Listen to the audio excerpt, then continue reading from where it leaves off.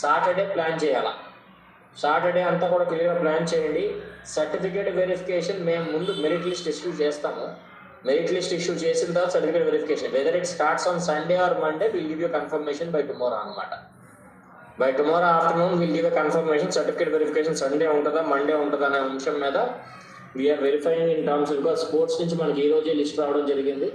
So we generating the list ఏదైతే ఉన్నాయో merit list అన్నీ కూడా. సో అయిన తర్వాత ఇమ్మీడియట్లీ మన సర్టిఫికేషన్ జోన్ ఆఫ్ కన్సిడరేషన్లో ఎవరైతే ఉన్నారో వాళ్ళందరినీ కూడా సర్టిఫికేట్ వెరిఫికేషన్ చేయడం జరుగుతుంది.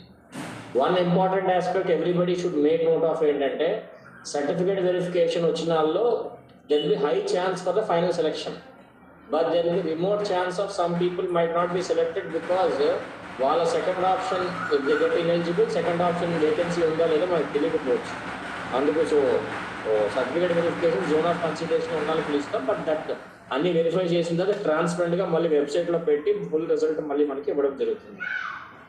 సో డిఎస్సి సెంటర్స్ ప్రిపరేషన్ ఎలా ఉందో డిఈఓస్ 1 by 1 చెప్తా ఉండాలి. ఇప్పుడు మనకి ఆల్ 13 డిస్ట్రిక్ట్స్ ఆ టీమ్స్ అందరికీ ఓరియంటేషన్ ప్రోగ్రామ్ మీరు